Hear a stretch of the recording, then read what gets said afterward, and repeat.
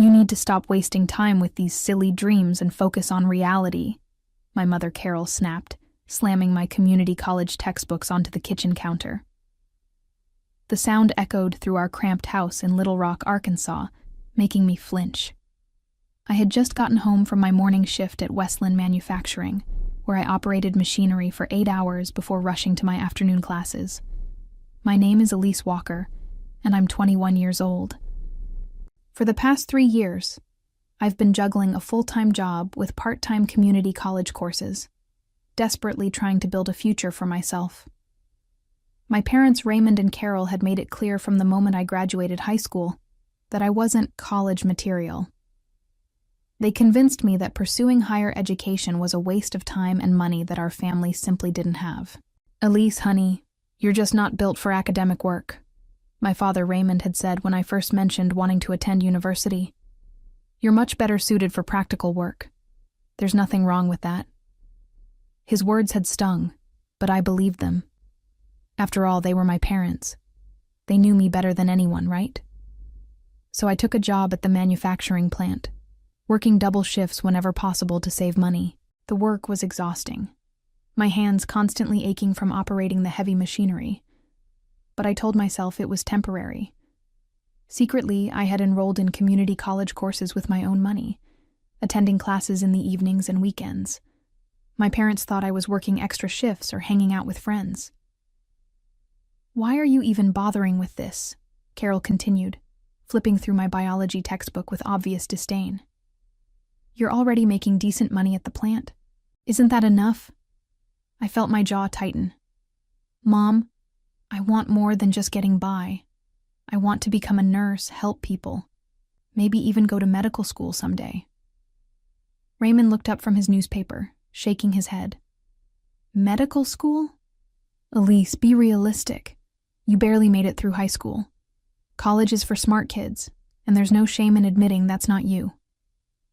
The words hit like a physical blow, but I forced myself to stay calm. "I'm doing well in my classes. I have a 3.8 grade point average." "That's community college," Carol scoffed. "That doesn't mean anything.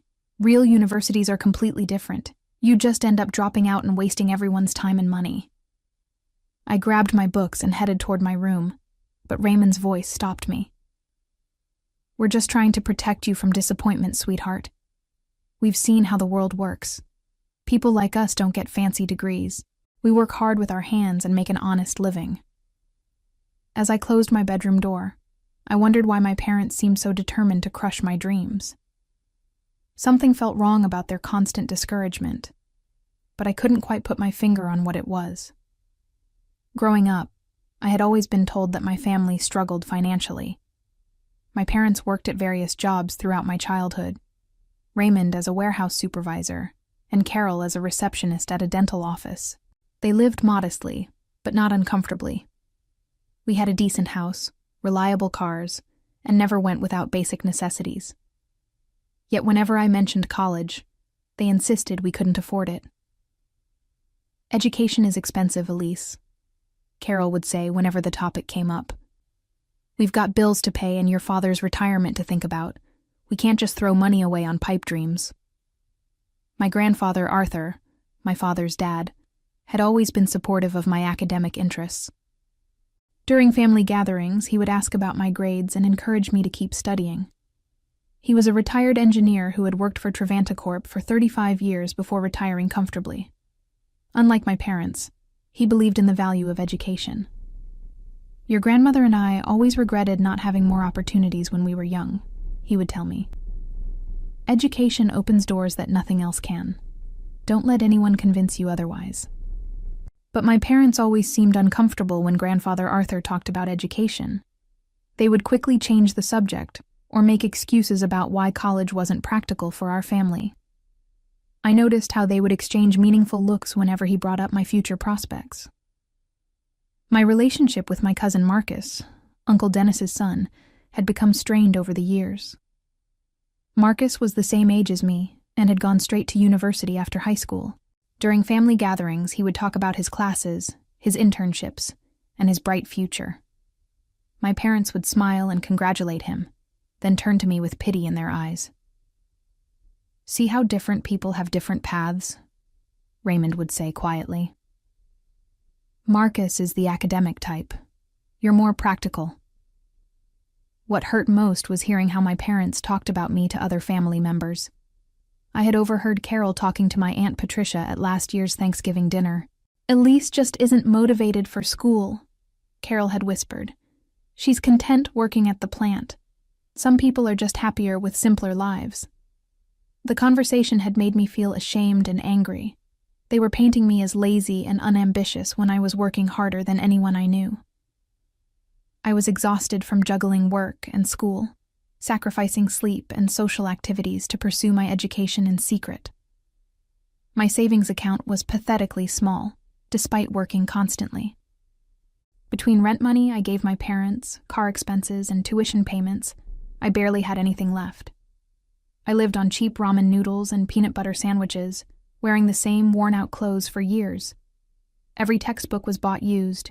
Every fee payment was a struggle. Still, I persisted. Something inside me refused to accept that this was all I was capable of achieving. Deep down, I knew my parents were wrong about me, even if I couldn't understand why they seemed so invested in keeping me down. The breaking point came on a quiet Sunday afternoon in November.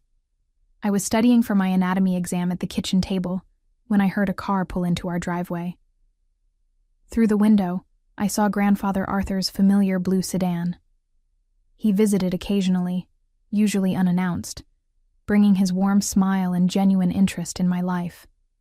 "Grandfather?" I called out, genuinely happy to see him. He was one of the few people who made me feel like my dreams were valid. "Hello, sweetheart," he said, giving me a warm hug. "How are your studies going?" Before I could answer, my parents appeared from the living room. I noticed the tension immediately, the way my father's shoulders stiffened, and how my mother's smile looked forced. "Dad, what brings you by?" Raymond asked, his voice carefully neutral. Grandfather Arthur looked at me with pride. "I was just thinking about Elise, and wondering how she's enjoying the college fund I set up for her. Are you getting good use out of it, honey?" The words hit me like a physical blow. I stared at him blankly, my anatomy textbook forgotten. "What college fund?" The silence in the room was deafening. My parents had gone completely pale, and I could see panic in their eyes. Grandfather Arthur looked confused, glancing between me and my parents. "The education fund I established 3 years ago," he said slowly, "for your university expenses. I deposited $15,000 specifically for your college costs." My world tilted on its axis. $15,000. While I had been working myself to exhaustion, pinching every penny, eating cheap food and wearing secondhand clothes to afford community college, there had been money sitting somewhere that was meant for my education. "I don't know anything about any college fund," I whispered, my voice barely audible. Grandfather Arthur's expression shifted from confusion to something much darker. He turned to face my parents, his voice taking on a steel edge I had never heard before. "Raymond, Carol, where is the money I entrusted to you for Elise's education?" "Dad, we can explain," Raymond started, but his voice was shaking. "I've been working double shifts to pay for community college," I said, my voice growing stronger with each word. "I've been eating ramen noodles for dinner and buying used textbooks because I thought we couldn't afford my education. You told me I wasn't college material, that we didn't have money for school." Carol opened her mouth to speak, but Grandfather Arthur held up his hand. "We need to have a serious conversation about this. All of us. Right now." I felt something fundamental shift inside me.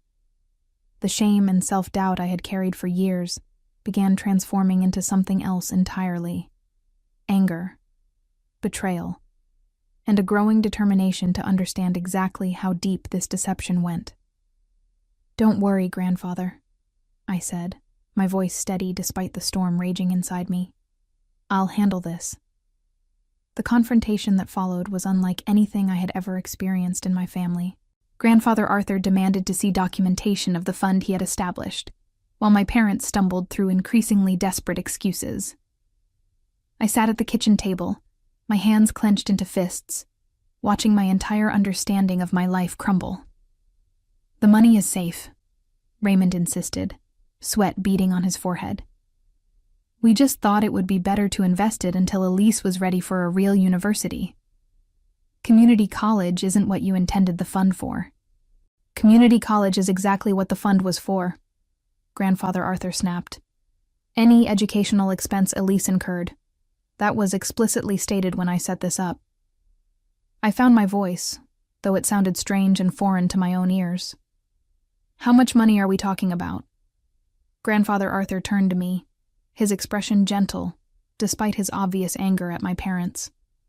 15,000 initially, plus interest over 3 years. It should be close to $18,000 by now. $18,000. The number hit me like a truck.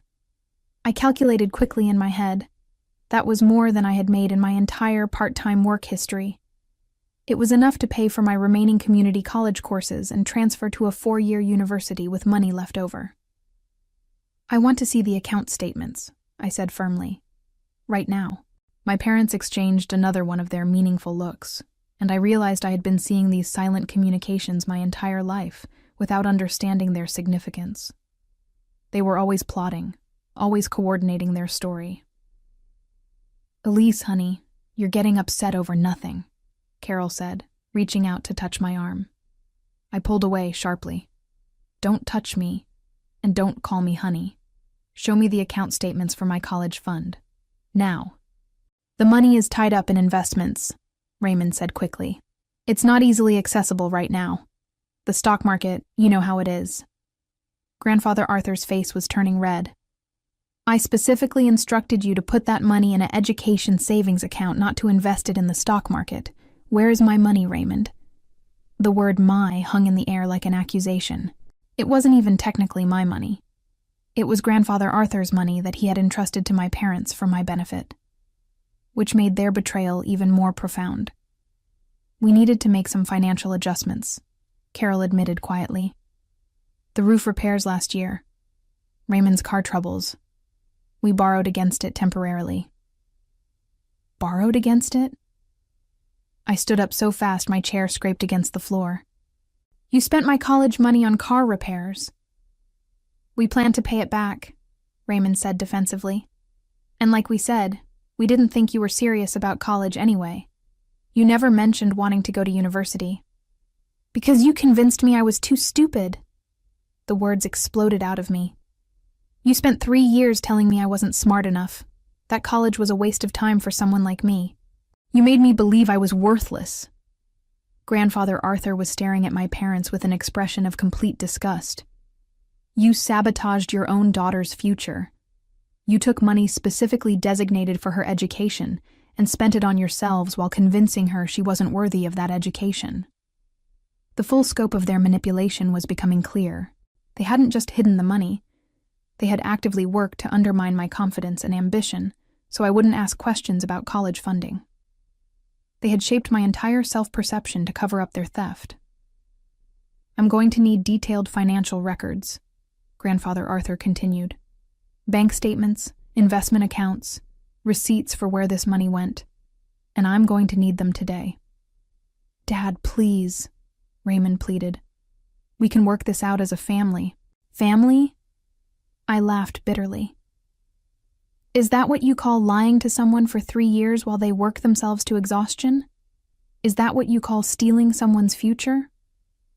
I looked at my parents, really looked at them, and saw them clearly for the first time. They weren't protective or concerned about my well-being. They were selfish, manipulative people who had been willing to sacrifice my future for their own convenience. Over the following weeks, the investigation into my college fund revealed layers of deception that went far deeper than I had imagined. Grandfather Arthur brought in his attorney, and what we discovered made my stomach turn. Not only had my parents spent the original $15,000, but they had taken out loans against the projected value of the fund, accumulating additional debt in my name. "They forged your signature on loan documents," the attorney explained during a meeting at his office. Technically, you're responsible for nearly $8,000 in debt that you never authorized. I stared at the papers spread across the conference table, feeling like I was living in a nightmare. They can do that? Not legally, no. This constitutes identity theft and fraud. We have grounds for criminal charges if you choose to pursue them. Grandfather Arthur placed a gentle hand on my shoulder. Whatever you decide, I'll support you completely. But first, let's focus on getting your education back on track. The betrayal cut deeper when I learned how my parents had been portraying me to extended family members. Grandfather Arthur had reached out to other relatives to understand how widespread the deception was, and the results were devastating. Your cousin Marcus told me that your parents claimed you had dropped out of high school and were working because you couldn't handle academic work. Grandfather Arthur reported grimly. They've been telling people you're lazy and unmotivated, that you refused offers of educational help. I felt physically sick. While I had been working exhausting shifts and maintaining a high-grade point average in secret, my parents had been destroying my reputation with our entire extended family. They had painted me as a failure and a disappointment to cover up their own theft and manipulation. The most painful revelation came when I discovered that other family members had offered to help with my education over the years. But my parents had declined on my behalf without telling me. Uncle Dennis asked about contributing to your college expenses 2 years ago. Grandfather Arthur continued. Your parents told him you weren't interested in education and preferred working with your hands. Every conversation, every family gathering, every interaction suddenly made sense in this new context. The pitying looks, the awkward silences when my future was discussed, the way relatives seemed to avoid asking me about my plans. They all believed I was exactly what my parents had told them I was. But the anger that had been building inside me was transforming into something more powerful: determination. I was going to expose everything at Christmas Eve dinner, when the entire family would be gathered together. They were all going to learn the truth about what Raymond and Carol had done, and about who I really was. I spent the weeks leading up to Christmas gathering documentation, bank statements showing the missing fund money, my community college transcripts proving my academic success, work records demonstrating my employment history and the exhausting schedule I had maintained, letters from professors praising my performance and potential. Are you sure you want to do this publicly? Grandfather Arthur asked when I explained my plan. It's going to cause a significant family disruption. Good, I said firmly. They disrupted my entire life. They stole my money, my confidence, and my reputation. They made me believe I was worthless while they were spending money meant for my future. The whole family needs to know exactly what kind of people they are. I also made another decision that would ensure my parents faced real consequences for their actions. I was going to file a formal complaint with the police for identity theft and fraud. They needed to understand that their actions had legal repercussions, not just family drama. Christmas Eve couldn't come soon enough. Christmas Eve arrived with unseasonably warm weather for Arkansas, but the atmosphere inside our house was Arctic. My parents had been treating me with nervous politeness since Grandfather Arthur's investigation began, clearly hoping to minimize the damage before the family gathering. They had no idea what was coming. The family dinner was being held at our house, as it had been for the past 5 years. By 6 p.m., everyone had arrived. Grandfather Arthur, Uncle Dennis, and Aunt Patricia with their son Marcus, Aunt Beverly with her husband William, and my younger cousins Jessica and Tyler. The living room buzzed with familiar holiday conversations about work, weather, and weekend plans. I had prepared carefully for this moment. In my bedroom, I had organized all the documentation into a clear presentation. Bank statements showing the missing college fund, my community college transcripts, work schedules proving the exhausting hours I had been working, letters from professors, and most importantly, copies of the forged loan documents that my parents had created in my name. Elise has been so quiet today, Aunt Patricia observed during dinner. Are you feeling all right, honey? I looked around the table at my family members. most of whom believed I was an unmotivated high school dropout who preferred manual labor to education. They had no idea that I had been secretly pursuing my dreams while my parents actively sabotaged me. Actually, I have something important to share with everyone, I said, standing up from my chair. The conversation gradually died down as all eyes turned to me. My parents went rigid. Raymond's fork stopped halfway to his mouth, and Carol's face drained of all color. They knew something was coming, but they had no idea how devastating it would be. I've recently learned some information that I think the whole family should know, I continued, my voice steady despite my racing heart. Information about my education and my future that some people in this room have been hiding. Grandfather Arthur nodded encouragingly from across the table.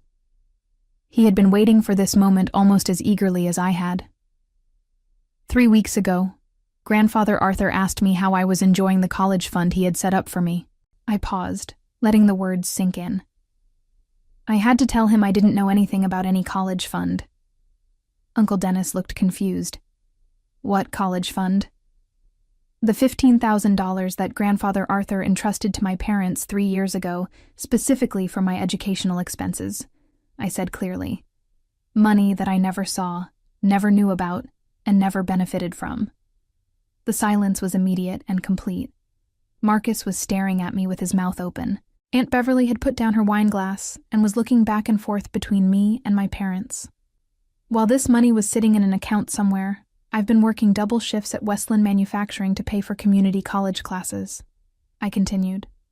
I've been attending school part-time for 3 years, maintaining a 3.8 grade point average, while working full-time to pay tuition. Wait, Marcus said slowly. You're in college? I've been in college for 3 years, I confirmed. Something our parents told everyone I was too lazy and stupid to handle. I went to my room and returned with the folder of documentation, spreading the papers across the dining room table where everyone could see them. Transcripts, work schedules, tuition receipts, professor recommendations. The explosion of voices was immediate. Uncle Dennis was demanding explanations from my parents. Aunt Patricia was examining my transcripts with amazement. Marcus was apologizing for believing I was unmotivated. And Grandfather Arthur was watching with grim satisfaction as the truth finally came to light. But I wasn't finished yet. I had saved the worst revelation for last. There's more, I announced, raising my voice above the family chaos. The room fell silent again, everyone turning back to me with a mixture of anticipation and dread. I pulled out the final set of documents, the loan papers with my forged signature. Not only did my parents spend the $15,000 that Grandfather Arthur entrusted to them, but they also took out additional loans in my name. $8,000 in debt that I never authorized and never knew about. Uncle Dennis grabbed the papers, his face darkening as he examined them. These are loan documents with Elise's signature. Forged signature, I corrected. I never signed those papers. I never applied for those loans. But according to the credit agencies, I'm responsible for paying them back. The room erupted again, but this time the anger was directed entirely at my parents. Aunt Beverly was on her feet, pointing an accusatory finger at Raymond and Carol. Marcus was shaking his head in disbelief. Grandfather Arthur's face had gone completely red. You committed identity theft against your own daughter, Uncle Dennis said, his voice full of disgust, while she was working herself to exhaustion to pay for school. Carol finally found her voice. We were going to pay it back. We never meant for it to go this far. You meant exactly for it to go this far, I shot back. You spent 3 years convincing me I was too stupid for college so I wouldn't ask questions about funding. You told the whole family I was lazy and unmotivated to cover up what you had done. You systematically destroyed my confidence and my reputation to hide your theft. Raymond tried to speak, but Grandfather Arthur cut him off with a gesture that commanded immediate silence. I trusted you with that money because I believed you wanted the best for your daughter, Grandfather Arthur said, his voice deadly quiet. Instead, you stole from her and then convinced her she was worthless to cover up your crime. I looked around the table at my family members, really looked at them, and saw something I had never seen before. Respect. They were looking at me with respect and admiration, not pity or disappointment. "The police report has already been filed," I announced calmly. "Identity theft and fraud charges will be processed next week." The aftermath was swift and devastating for my parents.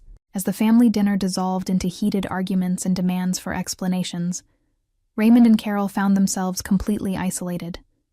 Every family member who had previously believed their lies about me now understood the full scope of their deception and manipulation. Uncle Dennis was the first to act.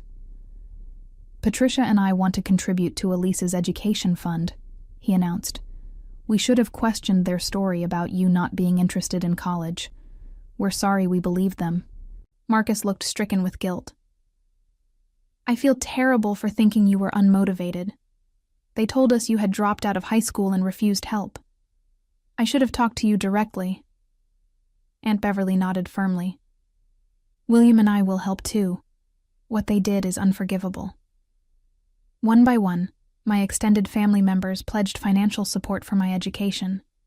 But more importantly, they pledged emotional support. For the first time in my life, I felt like I had a family that believed in me and my potential. My parents sat in stunned silence as their carefully constructed web of lies crumbled around them. The family members who had once respected them now looked at them with disgust and disappointment. Their reputation was destroyed, their relationships severed, and their actions exposed for the selfish, manipulative behavior it had always been. "We'll pay back every penny," Raymond said desperately. "We'll make this right." Grandfather Arthur stood up slowly, his dignity intact despite his obvious anger. "You'll pay back every penny because the law will force you to, but you'll never make this right. You stole 3 years of your daughter's confidence and self-worth. You convinced her she was worthless while profiting from her potential. That's something no amount of money can repair." The Christmas Eve dinner that was supposed to bring our family together had instead exposed the truth that would tear it apart forever. And I had never felt more powerful or vindicated in my entire life. In the months that followed, Raymond and Carol faced the full weight of their actions. The identity theft and fraud charges resulted in criminal convictions, substantial fines, and mandatory restitution payments. Their reputations within our extended family and community were permanently destroyed, and several relatives cut contact with them entirely. They were forced to sell their house to pay legal fees and repay the stolen education fund, moving to a small apartment across town where they lived with the shame of their exposed deception. The stress of the legal proceedings and family ostracism took a visible toll on both of them, aging them years in a matter of months. 2 years later, I transferred to the University of Arkansas with a full scholarship and family support I had never dreamed possible. I'm now pursuing a pre-med degree with the confidence that comes from knowing exactly who I am and what I'm capable of achieving. Sometimes I think about that Christmas Eve dinner and how perfectly everything unfolded. Not because I had planned every detail, but because the truth has a way of demanding to be heard. My revenge wasn't just about exposing their lies. It was about reclaiming the person I had always been underneath their manipulation, and that victory feels sweeter than any amount of money could ever provide.